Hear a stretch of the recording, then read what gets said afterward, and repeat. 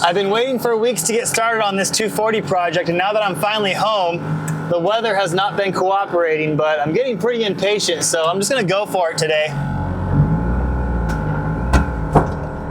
I've had my S14 for about 13 years now, and for the first couple of years, it was basically just a bone stock Zouki early model front end. And then something odd happened. A friend of mine was throwing away some kooky headlights and a hood, and I decided to take those from him and see if they'd fit on my car. What ended up happening was something that no one had really done before. It was a mixture of the late model and the early model front end, and a lot of people called it the zouki.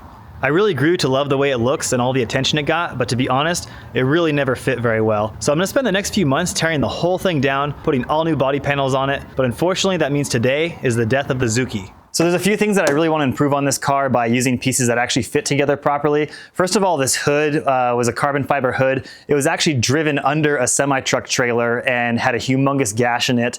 I tried my best to fix it with some fiberglass and some Bondo, but I'm no body guy, so I didn't do that great of a job. I also tried to cover up some of the damage by cutting this giant hole in the hood and putting these vents. The vents look really cool, but they let a ton of water into the engine bay, which is why I have this trash bag over the motor to keep water from getting down to the coil packs, because sometimes it develops a misfire, and it's not exactly the best solution in a state like Oregon where it rains a lot. Another issue that's pretty difficult to fix is these corner markers are a little too tall next to the headlights. You can see how the headlight and the corner marker don't really fit together very well. I even made custom brackets for them, and this is about as good as I could get it to look. I don't know how I could make it any better. I've got the giant box of parts here that's got the bumper and the wide body and everything, even the new wing in it. I can't wait to really start cracking into this thing. It's kind of a pain in the butt having this gigantic box kicking around in the garage. I never really have a good place for it. And I also have the new hood. It's also a carbon fiber hood, but with the vents put in it from the factory, so it doesn't have any of the rivets or anything in it. But the holes are definitely not as big, and I'm also going to use some hydrophobic material to help drain the water away from dripping directly onto the motor, so hopefully that works out good. I don't exactly hate these fenders. They just kind of look like OEM fenders that somebody made wider and cut a vent into. That's kind of how things were when I bought these like 8 or 10 years ago. I also popped the bottom out down here. It's just an idea I had to make the car look a little bit more aggressive. Something I copied from my most favorite car of all time, the Ferrari F40. Yeah, I mean, it looks all right, but I think I'm done with it. Hopefully somebody wants all this stuff because I don't really want to just chuck it all in the trash. I've got so many hours into this front bumper, it's gonna be kind of sad getting rid of it. I did shave turn signals, side reflectors, not to mention the countless times I had to fix it with fiberglass. I'm definitely getting rid of most of this stuff, but I'm gonna keep these Aerowolf canards. They might look good on the car still, or who knows, maybe a different car. Everyone always loved this wing. It's a 3-piece wing I got off of eBay, and I kind of molded it together, and it was pretty cool for a while, but I'm ready for something just a little bit more aggressive. Don't worry, I'm not gonna do one of those humongous ones.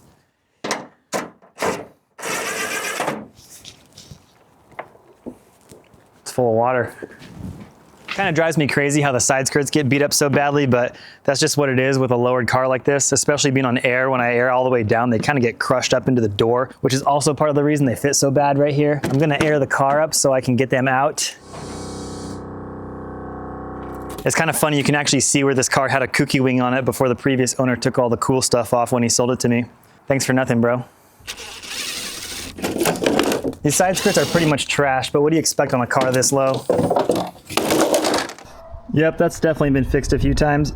I feel like I've mentioned so many things on this car that bug me, but here's another one. I really don't like how the back of the bumper comes up at the end. I always wanted this thing to just be like fully laying on the ground, and the way it curves like this always drove me insane. Also, my 4-inch exhaust looks kind of weird. This whole opening is way too big, and I thought about cutting it and fixing it to make the opening skinnier. It's kind of a lot of fiberglass work that I didn't really want to do, but I'll be glad to get rid of this bumper.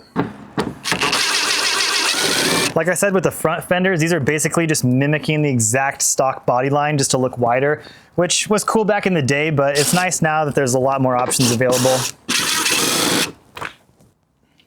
Yeah, this is kind of making quite the mess. These bumpers and stuff kind of take up a lot of room. Of course, I got all the new parts in the garage, and these old ones might just end up sitting in the backyard until I find somebody who wants them. I'd like to sell them, but if I can't find a buyer, then I'll just end up giving them away. Yesterday was pretty productive. I got quite a bit done on the car. Wasn't feeling great, so I took a little break. But the plus side is the weather is really nice today. I might even need some sunglasses because it's pretty bright out here. So these cookie lights that my friend gave me were great until I tried to drive at night. What he actually did was paint the housings black, which looks really cool. But as soon as it got dark, I realized that there was almost zero light output. So what I did was I cut out the stock halogen housing part of the light and actually put projectors in here and made my own projector cookie lights, which is pretty cool because, I mean, these things are pretty much custom and nobody has any exactly like this. The only issue is every single tab on these lights was broken off and they're in pretty bad shape. I've polished them a few times. So I'm gonna pull these out as well as the Zouki corner markers, and that will officially be the death of the zouki, but I'm looking forward to get some brand new stuff in here and having it all fit really nice and be nice and shiny for once. I ran these turbofans on the front of the BBSs for a little while, just kind of trying it out. They'd been sitting in the garage for years. It's something I bought a long time ago, and if they had some more like 3D stuff going on, it'd be pretty cool, but these are basically just flat pieces of plastic with stickers on them, so I'm gonna take them off and run the car without them. I'm not a huge fan of them. I've got a plan for my taillights that I really hope works out. I've always wanted an entire strip of red taillights on this car, and I hesitated to do it because the car is all red, so I thought red on red would be kind of weird. But now with the car going a different color, I'm finally gonna do it. What I did was I bought chrome taillights off of eBay, and I'm gonna use some red Laminex and cover them entirely. Hopefully it'll look like I want it to. I'm gonna keep these kooky taillights just in case. If that doesn't work, I'll put these back on. I'm not really sure if these taillights are OEM or not. I feel like they are. It's a previous owner modification. If they are, they're probably worth a few bucks, but we'll see. I'll have to look up some of these part numbers. I don't see any Nissan logos. I got the whole body kit and everything laid out so I can take some pictures, post it on Facebook. Maybe somebody will give me 500 bucks for all of it. I'm definitely not gonna pay to take it to the dump and have them dispose of it. It's definitely worth something, so we'll see. No going back after that. All right, finally pulling the old wrap off. This car actually came in 1995 SE green, as you can probably see, and the color is absolutely beautiful when it's brand new, but when the car fades, it really doesn't look that good. And I've never been a huge fan of green cars. It's like the perfect temperature out here to be doing this. It's nice and warm, the sun's warming the vinyl up a little bit. Still need the heat gun, but I think it's definitely helping. This would not be fun to do in the cold. For some weird reason, I have an insane urge to go drive the car around like this. Might not be a great idea since there's a lot of crucial things missing, but I'm just gonna take it on the back roads for a little bit and then we'll bring it back and put it in the garage for the next few months. Don't even have any aero on and I'm still scraping the damn thing. Feels like some sort of Mad Max mobile.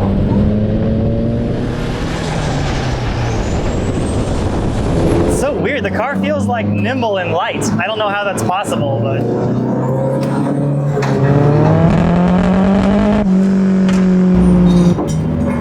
Uh-oh.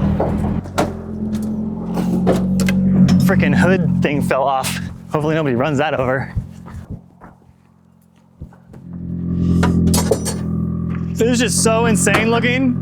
It looks ridiculous. I mean, technically if I had headlights and taillights, it'd be legal, so it's not far off. But man, I'm sure everybody else thinks it's a POS, that's for sure. Crazy what a couple $1,000s in fiberglass can change a car. The exterior teardown is complete aside from a tiny little bit of vinyl that I need to pull off on the door there. I finally brought the car into the garage and I'm very relieved because working outside kind of sucks. A big part of it too is I cannot control the light. So when I'm filming things, not only this stuff for the YouTube video, but I also do Instagram reels on the red and I like that stuff to look really nice. And the constant changing light with how fast the sun is moving right now in the fall and how early it gets dark really kind of like messes stuff up a lot of times. So we're gonna move to the interior now. We're gonna tear all the interior stuff out. I'm gonna replace these seats. I wanna give a huge shout out to Kevmans. He made these crazy forged carbon fiber seats. I wanted something really wild for this car, and he did my favorite diamond stitching and a little Sylvia badge here in the crest of the headrest. Not sure how I feel about the Sylvia logo. I might have gone overboard on that, but we'll see once it's in the car. I'll make up my mind on that later, but very excited to get digging into the interior now. Once I get this all pulled out, it'll probably be the next video. My dad and I are gonna spray the interior. We'll see what color I end up choosing, but that should be fun too.